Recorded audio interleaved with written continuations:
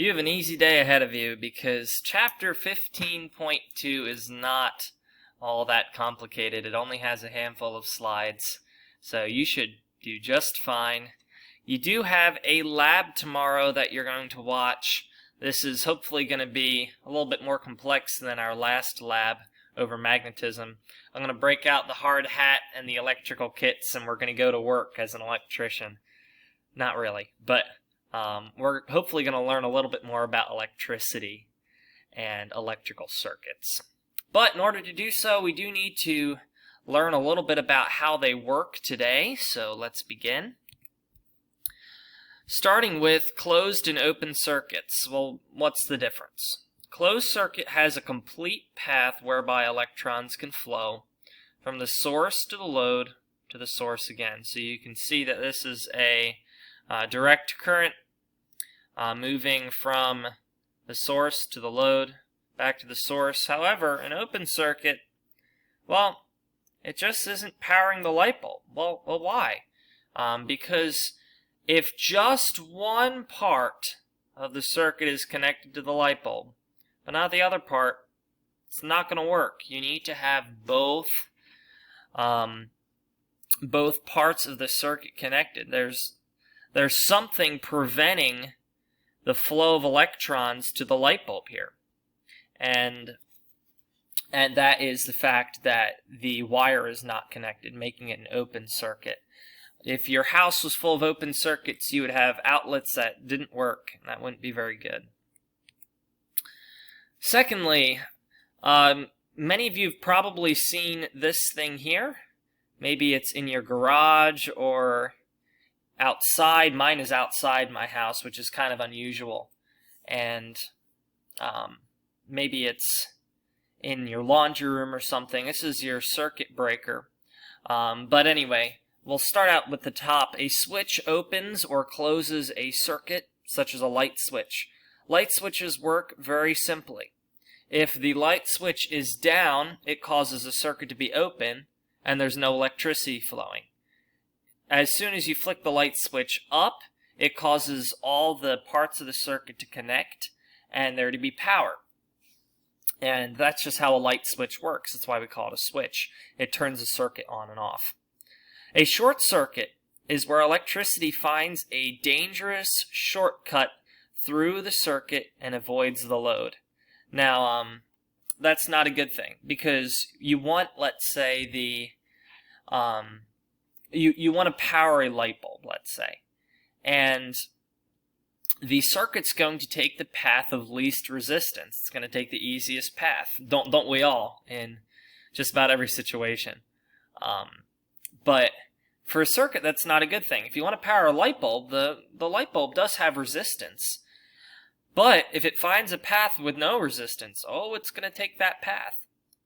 So maybe you have like a frayed wire, and the frayed wire comes into contact with something else, and it starts to short circuit, and all of a sudden the light bulb goes and and now it's out, and you're like, what happened?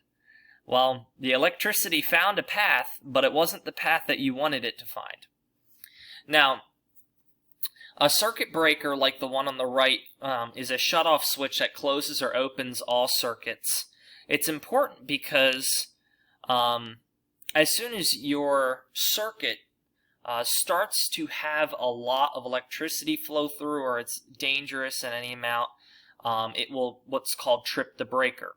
And what will happen is the breaker will shut all the electricity off to protect your house. It's a very good thing. And it's kind of annoying because you have to go out to the garage or outside and trip the breaker and flick it back on. But this happened to me all the time when I was living at my old house in West Samoset. I like the hood. It's a good place. But anyway, it didn't have any heat. So during the winter months, it doesn't really get super cold. So I just had like a space heater. But if I ran two space heaters out of the same room, these space heaters were located on the same point in the same circuit, and it would overload the electricity that the circuit could handle, and it would trip the breaker. And then we'd be cold, and I'd have to go outside, reset the breaker. You know, all you have to do is flick it on or off and then on, and everything comes back on again. And there's also one last thing. It's called a fuse. It's a safety device, and this safety device is very important. It prevents the circuit from getting too strong. It just melts and shuts the circuit down. It's a protective device. So, I hate admitting my failures, but anyway. So on Sunday, I was changing the condensation pump on my air conditioning unit. It's a pump that causes water to leave the house because the air conditioning unit makes water. And I changed them before. I was like, it's not a big deal. My dad is a air conditioning technician. So, just a second. Calls are pretty fun. Anyway, my dad's a technician, so I was like, man, it's in my blood. I can do this. And so I ended up changing it out, and I forgot to. There was a low voltage wire, and I forgot to screw the cap back on the wire. I just let it dangle, and the low voltage wire hit something metal in my air conditioning room, and it immediately blew the fuse.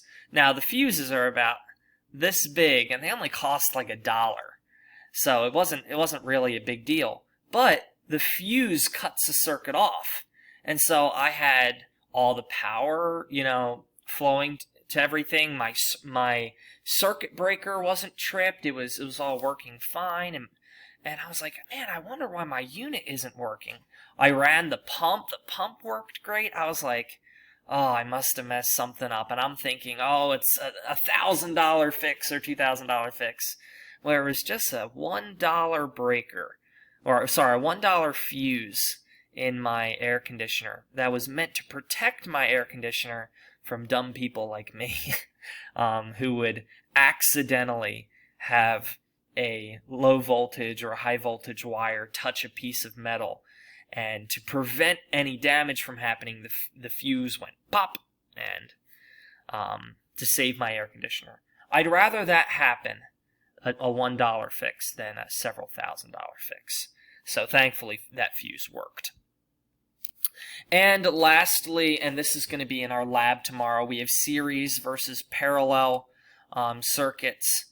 A series circuit arranges the flow of electricity so there's one load after the next. And of course, a series and a parallel, you can see them differ. These are all wired to each other. So what happens if one light bulb goes out? Well, nothing in the series works. But since each of the parallels are connected separately, then if one of the light bulbs go out, then it's not like you have to find which light bulb goes out. It's just going to be out. So I remember when I was young, and I'm not really super old, but we used to have Christmas lights, and my mom always liked red lights. She only used red lights. And anyways, there'd be a string of red lights, and they were connected in series. And so if you had a light blow out, the whole string of lights would go out. And you'd have to check each individual light to see which one went out, and you'd have to replace it. And once you replaced it, you could have the lights back again. But now they actually wire them, a lot of them in parallel. So if one goes out, you can replace that one, but the whole thing doesn't go out. And so if you buy the nicer lights, like the $9 Target ones, they're probably wired a little bit better than, the $3 Walmart version. Well, anyway, you have a little bit of homework, and that is Section Review 15.2, page 358. And I'll see you tomorrow for that lab, and I hope you have a really good day, and hopefully I will see you soon and this corona madness can be over at some point. All right, see ya.